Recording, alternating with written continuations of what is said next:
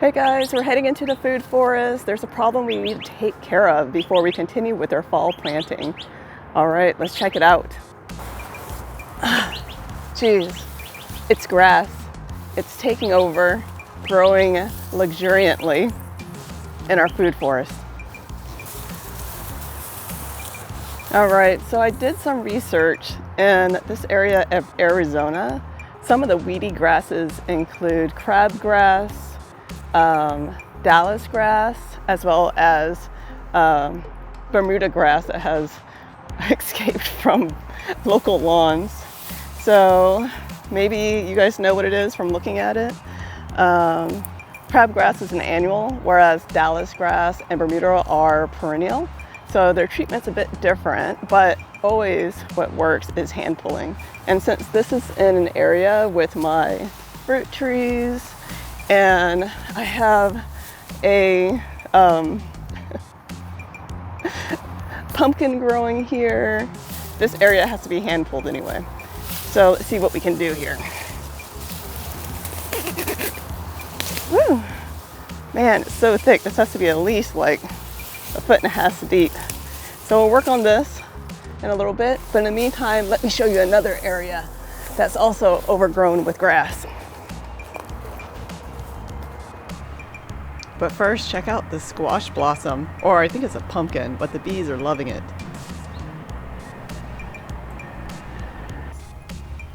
And here's the second patch of grass. Long, thin, same thing, long runners. There are some seed heads in here, and they have that chicken foot look. So it could be crabgrass or Bermuda grass. Not sure, but I do know it needs to go. This area could be a cool sitting area, so I'm thinking let's just trim it down. And this is my first time using a line trimmer, so let's learn together. From what I saw online, I'm supposed to do swinging U-shaped strokes, but this is a lot of fun.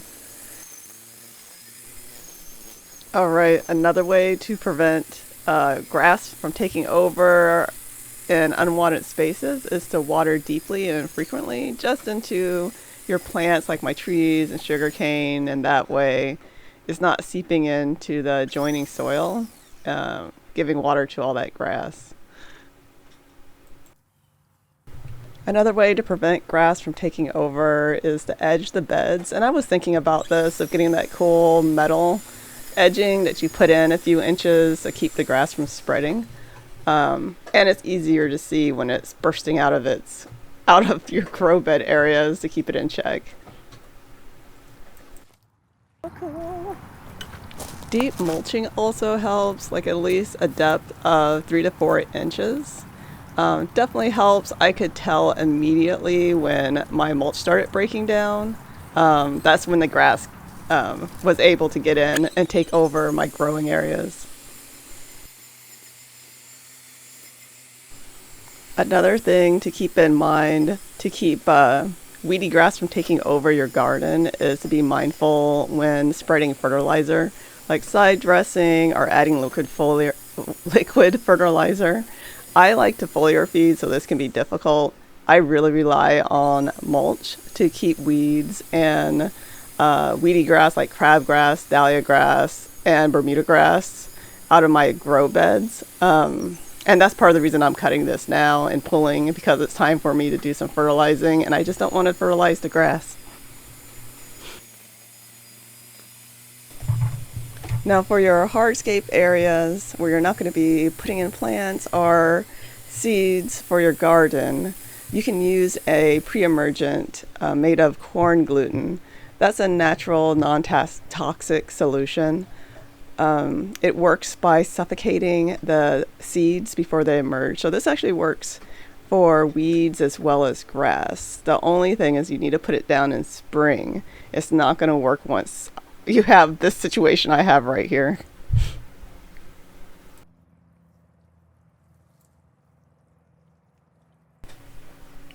Now let's say you have your hardscaping area or a wide path, somewhere where you're not going to have any plants growing.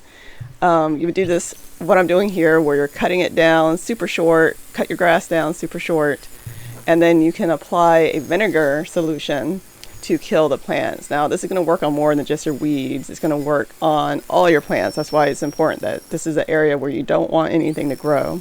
So you can take 1 gallon of white vinegar, you can add a tablespoon of liquid dish soap, and you're just going to spray that on your weed stubbles, and that should kill them, especially if you apply it in the morning of a sunny day.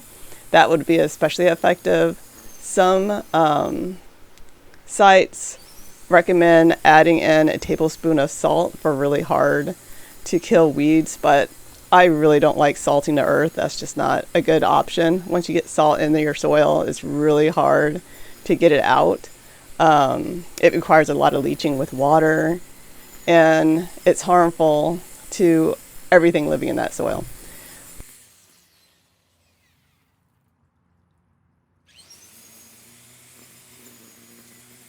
All right. So hopefully you found those tips helpful. Let's take a look at how much we cut.